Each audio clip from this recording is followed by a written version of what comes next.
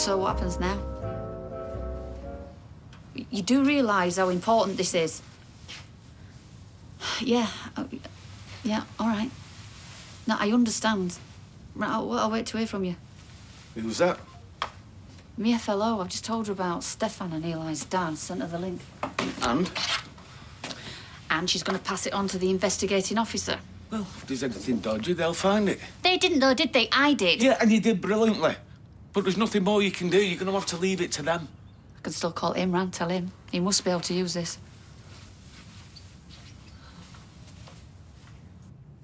Oh, I can't eat, I'm sorry. I'm too nervous about Kelly's defence today. It's going to be fine. You know what you're doing. We have a lot to claw back. Sabine made Corey out to be a saint, and I certainly didn't help making him cry like that. I shouldn't have gone in so hard. Well, you were trying to crack him. It's your job. Instead, what I did was make him look vulnerable, whereas Kelly's little outburst made her look aggressive and unstable. Well, don't you think the jury might question Corey's vulnerable act? Well, 2 character witnesses certainly helped. Oh, I should have got more for Kelly. And I should have called you up there instead of having you submit a statement and then sit with her. Stop doubting yourself. Who knows? Laura might come good today. She's a risk, and you know it. Well, she's her mother, and you've prepared her. Plus, I know Kelly might look unstable, but her emotion came across as truthful. Corey's was too much of a performance. I won't be the only one who thinks that. I hope so. I just need to make sure that the jury see that truth when she gives her evidence, and that Sabine can't undermine it. You will. You're doing brilliantly. Am I? Girl's life depends on me today. And you won't let her down. I love you. That's my mom and dad outside our house. I'm so excited about seeing them. Last time I was in such a bad place. Now I'm bringing the man I'm going to marry. Can't wait. Oh, that's the village square and the church where they got married. Beautiful, isn't it? Maybe we can think about it as a wedding venue? Yeah, sure. Look, I better be going now anyway. You do want to come? Yeah, of course. You don't sound very enthusiastic. I know, I've got a lot on my mind. It's Hope's first day back at school. Yeah, I know. But she started therapy now and she always liked school. She will be fine. Yeah, well, I can still be worried for her. Sorry, right? I'm just a bit tense. Of course I'm excited for Romania. I know what a big deal it is for you. Morning. Not interrupting, am I? No, I'm just heading out anyway. I'll see you later. Everything all right? I think so. Good, because I need to ask you something. Is it okay if Curtis moves in? Look, he's really tidy, he doesn't snort, and he's got a massive cactus, which would look great in that corner. Of course, it's okay. You let Aaron move in so we could be together. I owe you the same. Oh, you're the best. So we can move in today? Yeah, if he wants to. Oh, great. He's coming at 12. Well, I said he could if you said it was all right.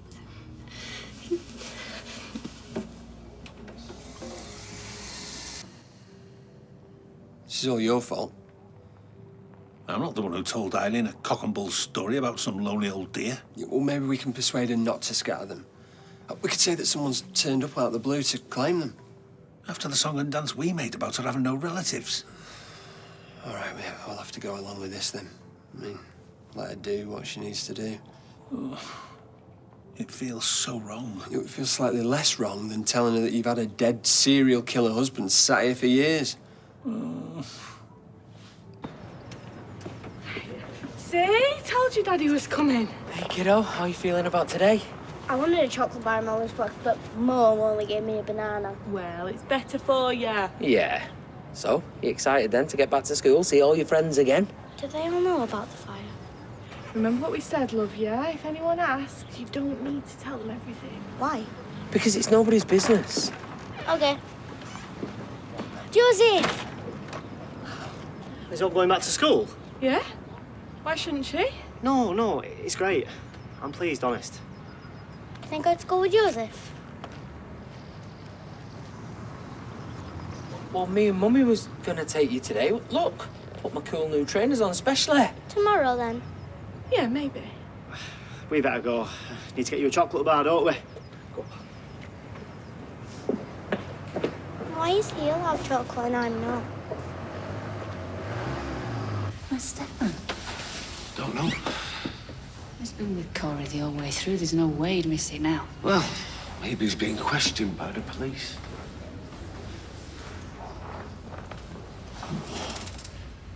You'll be fine. Just tell the truth. And remember to keep you cool no matter what gets thrown at you. So I was thinking that nice bit up by the canal where it's green and all the ducks hang out. Lovely. And like I said, I want to say a few words. I mean, I'm no poet, but it break my heart thinking the old dear didn't have a send-off. So, dear Patsy, I hope you find some peace here. I didn't know you in life, but you were somebody's daughter and possibly a mother like I am. And I'm sure your life was no less meaningful than mine. Stop. I can't let you do this. George. I can't, in all conscience, let you scatter these ashes. Because they don't belong to some old lady. Get a grip, will you? What on earth are you talking about? These ashes belong to Pat Phelan.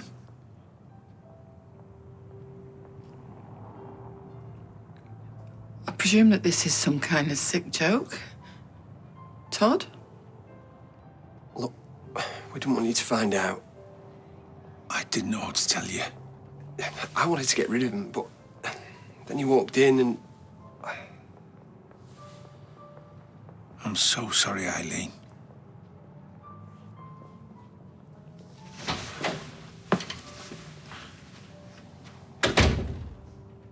On the night in question, you first encountered Nina Lucas and Sebastian Franklin at the Wasteland. You were with Corey Brent, Jason Dowling, and Eli Higginson. Now, you admit that you had all been drinking. And could you tell us what happened there after Asher Allahan and Summer Spellman had gone? Corey and Eli started calling Nina names and they wanted me to join in, but I didn't. What did they call her? Corey started going on about her piercings and they called her a freak. And they said, smack it. Smack the freak. And what did you do? I slapped her. Why? They were pressuring me and I wanted to impress Corey. But when they asked me to do it again, I didn't. Then what happened? Seb and Nina started walking away and Corey said we should go after him. You encountered Seb and Nina about 40 minutes later on Harper Street, is that right? Yeah, Corey followed them, started shouting, "Oi, freaks, corpse bride, you're ignoring us." And they just kept walking and Seb was on his phone and then Corey kicked him in the back and he fell. And I laughed. But only because I thought they were messing about. I didn't think it'd go any further. But it did.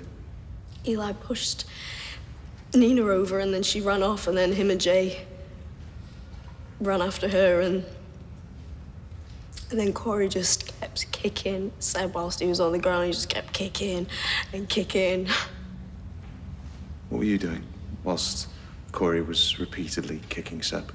I told him to stop. I told him to stop and I tried to pull him off, but he pushed me away and then he just kept kicking him and kicking him and kicking him until Seb wasn't moving anymore. Then I asked him, why did you do that? And he didn't answer, and then I asked if he was breathing. Then I asked him if he was dead. He just ran off. All right, he just ran off. He just left you there? Yeah. And did you try and help Seb? Yeah, I asked him if he could hear me, and then I was going to call an ambulance, but then he started moving and I panicked, and I know I shouldn't have ran, but I thought if he saw me, he thought it was me, and then by the time I caught up to Corey, he told me to keep my mouth shut. So I did. I know I should have told the police, but my mum says never to because it'll just turn out bad, and I was so scared. But I didn't touch Seb. I promise I didn't touch him. I didn't touch him. I promise I wouldn't touch him. I didn't touch him. God, I'm sorry.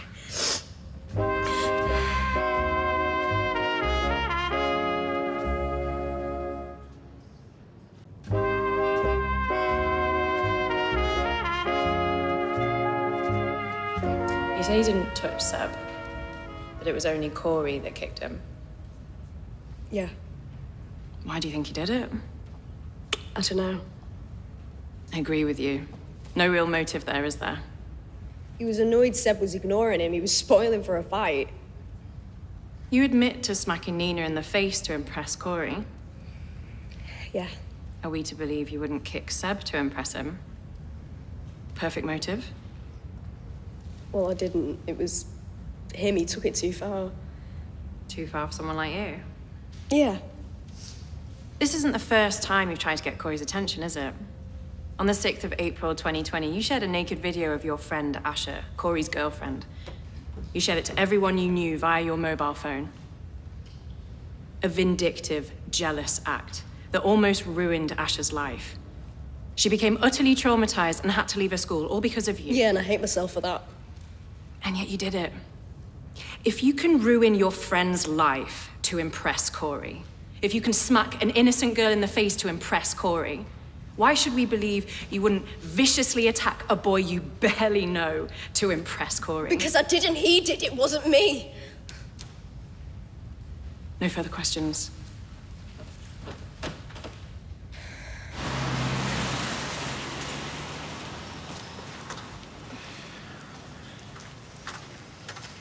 Look like you're waiting for a bus or a taxi. You do know you can get both around the corner, don't you?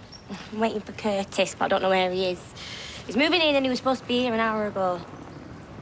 He's moving in? Well, we love each other, and I want to be able to look after him. He was dead excited this morning, and he borrowed his mate's van and was already packing up, so I don't understand why he's not here. Could be loads of reasons. Like what? But his watch stopped. Well, he's got a phone. Van broke down. He's got a phone. His mate was drunk when he asked to borrow the van. Thought it had been nicked. Went bananas. He's got a phone. Went bananas, smashed the phone. Hey, what if he's collapsed or something? What if his heart's given in, loading his massive cactus into the van? Have to be some cactus. He's taller than me, weighs a ton. Oh, no. Oh, listen, don't worry. I'll take you round to his flat, make sure everything's okay, yeah? Thank you. Only because I want to see this massive cactus. You say you tried to stop Corey, Yes. but there was evidence of blood splatter on your dress, which indicates you must have been very close to Seb. Yeah, because I was trying to stop him. I've literally said all of this. My lady, can I please direct my colleague to the report which states that the blood spatter pattern on the dress was not sufficient to prove that the witness had any active involvement in the assault? If my friend would let me finish. Yes, do please finish, Mr. Boateng. As the defense have already outlined, if you had been kicking him, there would most likely have been more blood. You were wearing a dress but no tights, were you not? Yes. Easy to wash off blood from bare legs. My lady, we have written testimony from Toya Battersby which states that the witness returned home without any blood on her legs. Which is not in dispute, my lady. If I might be able to continue questioning. Yes, please do continue. You did not return home until 9:25 p.m. We have established that the attack on Seb Franklin happened around 8:45 p.m., giving you plenty of time to wash any blood away before you returned home. This is conjecture. Please sit down, Mr. Habib. Why did it take you so long to get back? Because I was trying to find Corey. And when I found him, he told me to keep quiet, and I wanted to tell the truth. He threatened me. Which he denies. Yeah, because he's lying. All we know for sure is that you had plenty of time after the attack, before you returned home, to clean Seb Franklin's blood from your legs and get your story straight. No. I simply want the jury to be aware that a key point of the defense, that Miss Nealon arrived without blood on her legs, does not mean there was never any.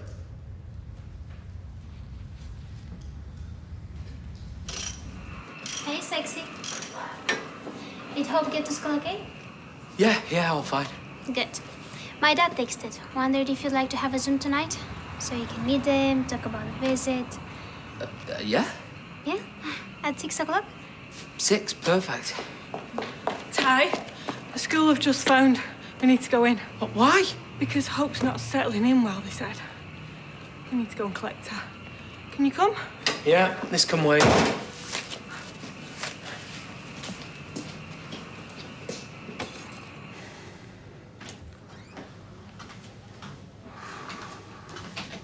Hey. Kelly's evidence was great. I felt the truth in every word, and I'm sure the jury did too. No. Sabine made her out to be a jealous cow capable of anything. And then the prosecution blew another hole in our defense. You've still got Laura. And that could go either way, and we both know it. Hi.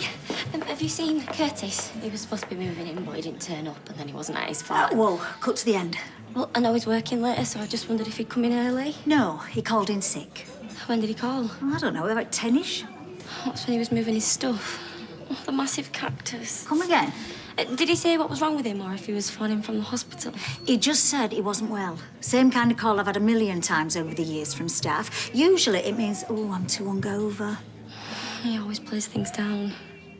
Look, if this is about his heart condition, as his employer, I do have a right to know. No, he's probably stuck with a massive cactus somewhere. He's fine. Just pretend I was never here.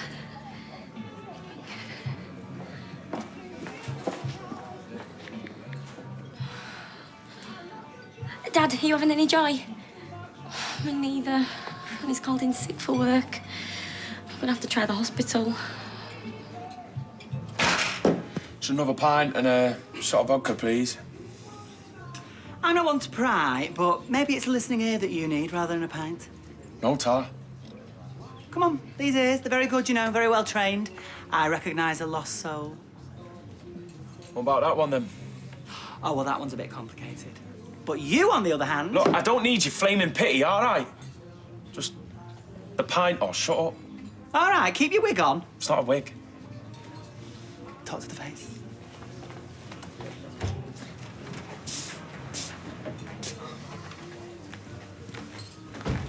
Mum.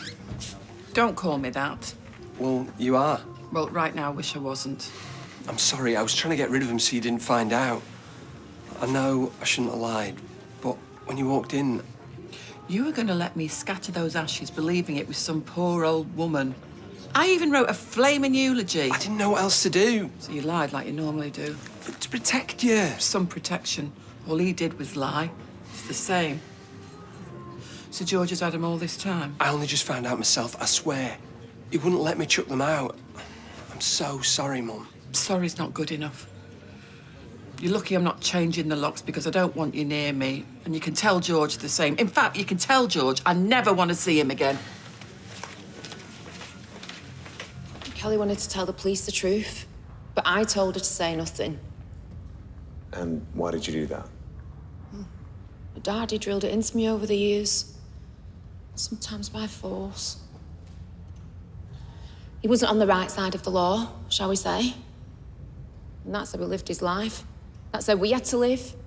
Say nothing, survive. Squeal, and someone will turn up on your doorstep with a baseball bat. So it's safe to say that Kelly didn't exactly have a stable upbringing. No, I mean, her dad, he was generous with his money. But that money always came with a price tag. Keep your gob shut. And how did that affect Kelly? What was she like as a child? I'm sure I was good as gold. She did well at school, and she never got into any trouble. Things got really tough after me and Rick divorced. I went on a downward spiral. It got to the point where I couldn't get out of bed. I was drinking all day. And Kelly said, "Mum, we're going to get through this and I'm going to look after you." And you know what? Bless her, she did. Because that's the kind of kid she is, always looking after people. There's no way she'd have beaten up that lad, Seb. No way. I know my daughter. Thank you. No further questions. Your witness, Miss Habib? You say Kelly was a model child, someone who looked after you. Yeah. Your relationship was always good, was it? Not a single bump in the road? Well, we've had our ups and downs like everyone. Such as? Look, I wasn't a great mum. And sometimes Kelly, you know, she'd call me on that, but she was always right too. How do you mean, call you on that? Just, we had disagreements. More than disagreements? You were recently sentenced on a charge of child neglect. Can you tell us what you instructed your solicitor to say on your behalf about your daughter? I can't remember. I have the transcripts here. Look, I didn't mean it. Mean what? What I said. If I may.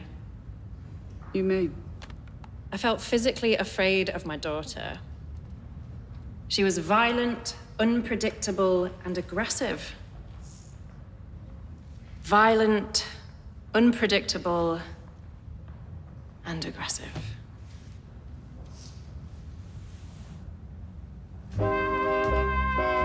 Coronation Street continues in half an hour.